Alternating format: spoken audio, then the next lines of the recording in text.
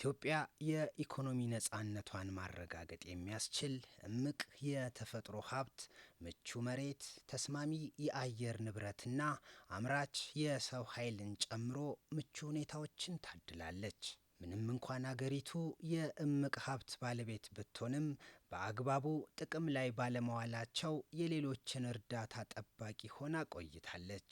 በዚህ ረገድም ስር ነቀል ለውጥ ለማምጣት መንግስት በኢትዮጵያ የለውጥ ጉዞ የኢኮኖሚ ግንባታ ውስጥ በብዝሃ ዘርፍ ሀገር በቀል የኢኮኖሚ ሪፎርም መተግበር ጀመረ። ለዚህም የግብርና፣ የኢንዱስትሪ፣ የቱሪዝም፣ የማዕድንና የኢንፎርሜሽን ኮሚኒኬሽን ቴክኖሎጂ ዘርፎችን ለኢኮኖሚው መስክ የእድገት ምሰሶዎች እንዲሆኑ ግብ ተጥሎ እየተሰራ ነው።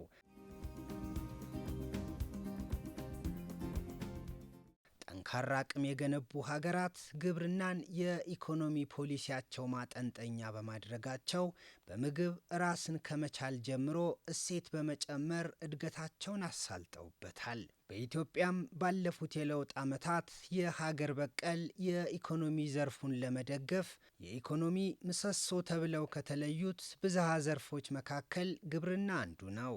ግብርናን በአዲስ እይታ በመምራት ምርትና ምርታማነትን በማሳደግ የኢኮኖሚ ሉዓላዊነትን ለማረጋገጥ በትኩረት እየተሰራበት ይገኛል።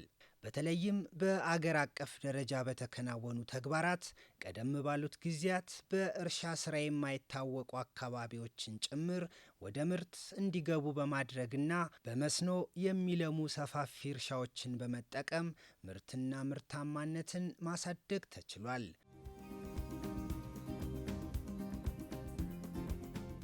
እርሻ የኢኮኖሚያችን የእድገታችን ዋነኛ ማስፈንጠሪያ እንደመሆኑ መጠን የኤክስፖርት ግኝታችንን ማሳደግ ከዛም በተረፈ ደግሞ ከዚህ በፊት ከውጭ ስናስገባቸው የነበሩትን ኢምፖርት የምናደርጋቸውን ምርቶችና ሸቀጦች አገር ውስጥ በማምረት አገር ውስጥ እሴት በመጨመር የመተካትን ጉዳይ እንደ ቁልፍ ተግባር እንደ ቁልፍ ግብ አድርገን ነው የምንወስደው።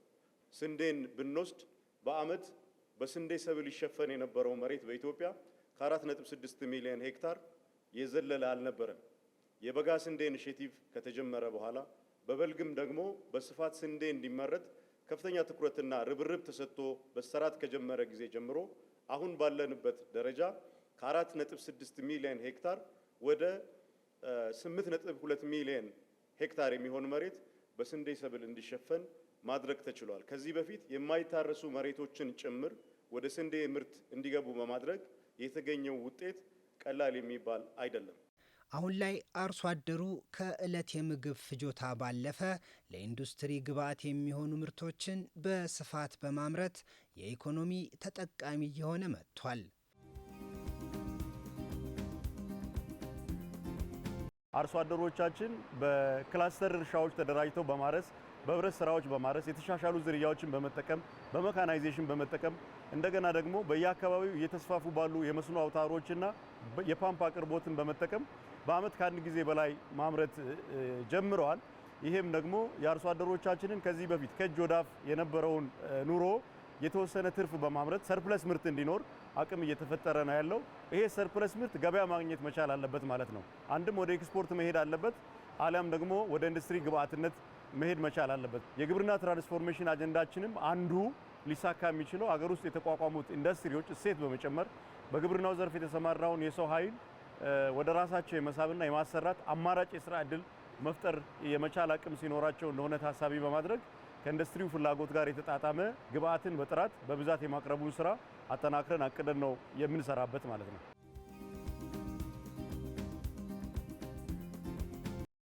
ሌላኛው በብዝሃ ዘርፍ ሀገር በቀል የኢኮኖሚ ማሻሻያ በመንግስት ልዩ ትኩረት ካገኙት ቁልፍ የኢኮኖሚ ምሰሶች ውስጥ ተጠቃሽ የሆነው የቱሪዝም ዘርፍ በቂ ትኩረት ሳይሰጠው በመቆየቱ ድርሻው ውስን ሆኖ ዓመታትን ዘልቋል።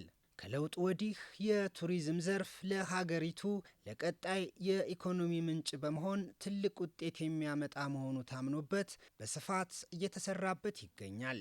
በገበታ ለሸገር፣ በገበታ ለሀገር፣ በገበታ ለትውልድና ሌሎች የተሰሩ የቱሪዝም መዳረሻዎች የጎብኚዎችን ቀልብ በመሳብ ገቢ በማመንጨት ላይ ናቸው።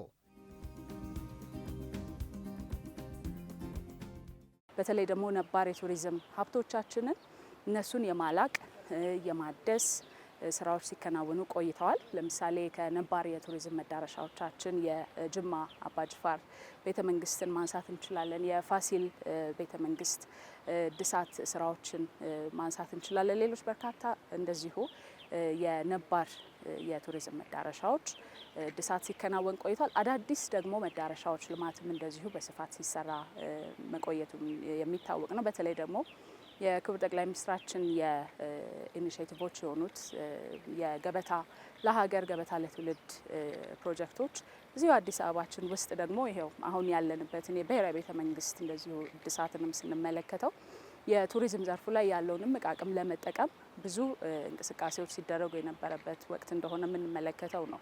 ከዛ ባሻገር ደግሞ በዓለም አቀፍ ደረጃ የሚከናወኑ የቱሪዝም ዘርፉ ላይ ትልልቅ ስም ያላቸው ዓለም አቀፍ መድረኮች አሉ።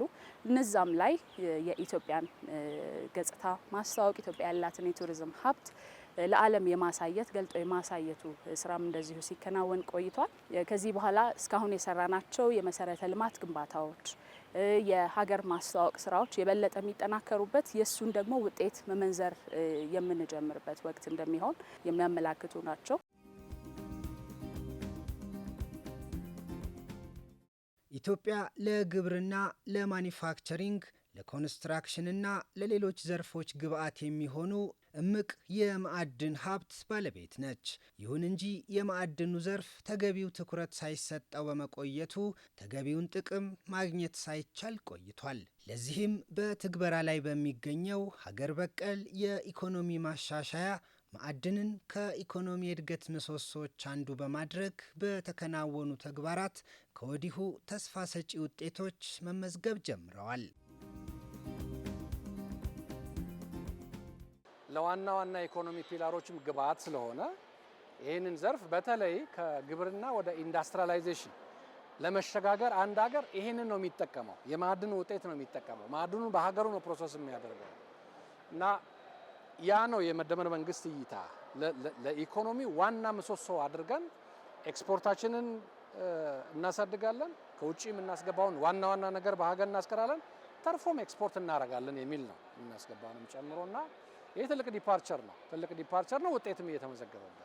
መንግስት በዘርፉ ያደረገው የእይታ ለውጥ ለፋብሪካዎችና ግንባታዎች የሚፈለጉ ማዕድናትን በሀገር ውስጥ አምርቶ መጠቀም አስችሏል። ከወጪ ንግድ የሚገኘውን ገቢም በማሳደግ በኢኮኖሚው ውስጥ ድርሻው እያደገ መጥቷል። ዋና ሀገራችን የምትፈልጋቸውን ነገሮች በሀገር ማምረት ማለት ትክክለኛው የሀገር ሉዓላዊነት መገለጫ ነው። ማዕድን ይሄንን ሌቨሬጅ ነው እየሰጠ ያለው ለሀገር ማለት ነው እና ትልቅ የእይታ ለውጥ ነው። ገና ከመጀመሪያው ከፖሊሲ ጀምሮ በኋላ ደግሞ በገቨርናንሱ በፖሊሲ ለውጡ ነው በአምራቾች የሚሰጠው ኢንሴንቲቭ ክትትሉ፣ ድጋፉ ተያይዞ እንደዚህ የመሰሉ ፋብሪካዎችን እያመጣ ነው ያለውና መጪያችን በጣም ተስፋ ያለው ነው።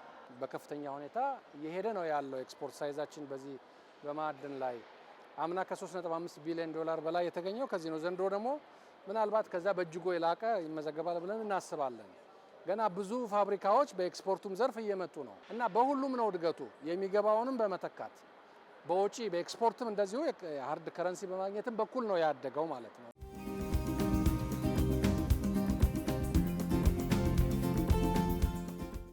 ሌላኛው ባለፉት ጥቂት ዓመታት መንግስት ልዩ ትኩረት ከሰጣቸው የኢኮኖሚ ምሰሶዎች መካከል የኢንዱስትሪው ዘርፍ አንዱ ነው።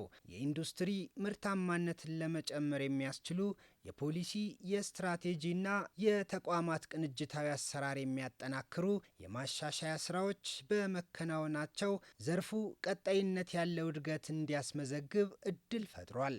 በኢትዮጵያ ታምርት ንቅናቄ ከውጭ ሀገራት በከፍተኛ ወጪ ይገቡ የነበሩ ምርቶችን በአገር ውስጥ በማምረት ለሀገራዊ ኢኮኖሚ እድገትና መዋቅራዊ ሽግግር መሳለጥ ሚናውን እየተወጣ ይገኛል። በኢትዮጵያ ታምርት ንቅናቄ ኢንዱስትሪዎቹን ለመደገፍና ከነበረባቸው ችግር እንዲወጡ የመንግስትን ሚና በተጨባጭ ለማሳየት የተሰሩ ስራዎች በሁሉ ማሳያዎች፣ መለኪያዎች ከፍተኛ ውጤት እየተገኘባቸው ነው። አንደኛው የኢንዱስትሪዎችን የማምረት አቅም አጠቃቀም በማሳደግ በኩል ያለው ነው። ቀደም ሲል የነበሩት የኢንዱስትሪዎቻችን የማምረት አቅም አጠቃቀም እስከ 46% ድረስ ወርዶ ነበረ።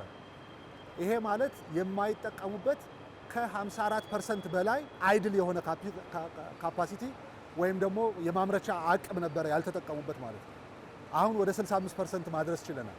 አሁንም 35% ይቀረናል። ግን ከነበርንበት 46% ወደ 65% ከፍ ማድረግ ማለት እዛው ሳለ የኢንዱስትሪዎችን ተወዳዳሪነት ጨመርን ማለት ነው።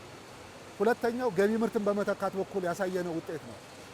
የንግድ ሚዛናችን እንዳይጣጣም የማክሮ ኢኮኖሚ ሪፎርሙ መሻሻል አለበት ብሎ የማክሮ ኢኮኖሚ መዛባት ችግር አለ ያለውን አድሬስ ለማድረግ ማኑፋክቸሪንግ ኢንዱስትሪ አዎንታዊ ሚናቸውን ተወጥተዋል። ይሄ ምን ማለት ነው? ቀደም ሲል እስከ 340 ሚሊዮን ዶላር ድረስ ብቻ የሚሆን ምርት በሀገር ውስጥ እየተመረተ ወደ ገበያ ይቀርብ ነበር። አሁን ባለው ሁኔታ ግን ከ4 ቢሊዮን ዶላር በላይ የሚሆን ምርት በሀገር ውስጥ መተካት ተችሏል ማለት ነው። ይሄ ማለት ግን አሁንም የሚቀር ነገር የለም ማለት አይደለም። ስለዚህ ጅምሩ በጣም ጥሩ ነው። የተገኘውን ውጤት የበለጠ የማጠናከር ስራ በቀጣይ ትኩረት ተሰጥቶ የሚሰራ ይሆናል ማለት ነው።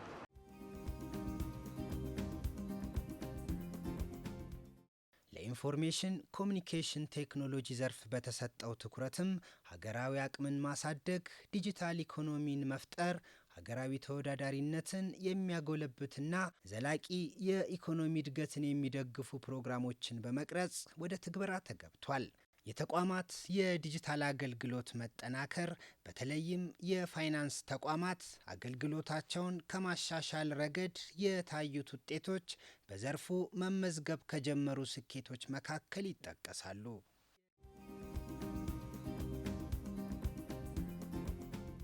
ዲጂታል ኢትዮጵያ 2025 ላውንች ከመደረጉ በፊት አጠቃላይ የኢትዮጵያ የዲጂታል ፔመንት ስርዓቱ ወይ አልተፈጠረም ወይም ደግሞ ገና ጅማሩ ላይ የነበረ እንደነበር እናስታውሳለን። ግን አሁን ላይ የዲጂታል ፔመንት ስርዓቱ በኢኮኖሚ ውስጥ ጉልህ የሆነ ጉልህ ብቻ ሳይሆን ግዙፍ ሚና እየተጫወተ ያለ መሆኑን እናያለን። ሌላው የዲጂታል ኢኮኖሚ ሽግግር ኢትዮጵያ ውስጥ ሀፕ እንዲያደርግ ሲፈለግ አንዱ አንኳር ኢንጌጅመንት የሚሆነው ዲጂታሊ ስኪል የሆነ የዲጂታል ክህሎት የታጠቀ ዜጋ መፍጠር ነው። ባለፉት 5 ዓመታት ሰፊ የክህሎት ልማት ስራ ሲሰራ ቆይቷል። ዲጂታል ኢትዮጵያ 2025ን በስኬት በማጠናቀቅ ወደ ዲጂታል ኢትዮጵያ 2030 ስትራቴጂ ሽግግር የተደረገ ሲሆን ይህም ዘርፉ የኢትዮጵያን ኢኮኖሚና ማህበራዊ እድገት ለማፋጠን ከፍተኛ አስተዋጽኦ እንደሚኖረው ታምኖበት በመተግበር ላይ ነው።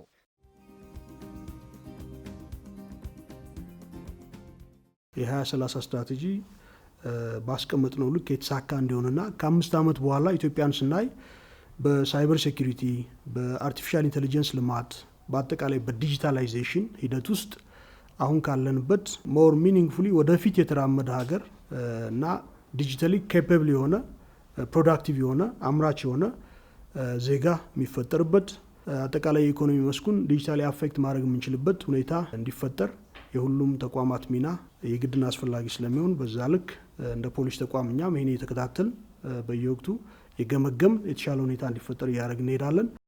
በብዝሃ ዘርፎች በመከናወን ላይ ያሉት ተግባራት ሀገሪቱ ያላትን እምቅ አቅም ወደ ልማት በመቀየር በሁለንተናዊ መልኩ የበለጸገች ኢትዮጵያን እውን ለማድረግ ትልቅ አቅም እንደሚፈጥሩ ይታመናል። እናም ለስኬታቸው በሁሉም ዘርፎች የሚደረገው ጥረት ተጠናክሮ ሊቀጥል ይገባል።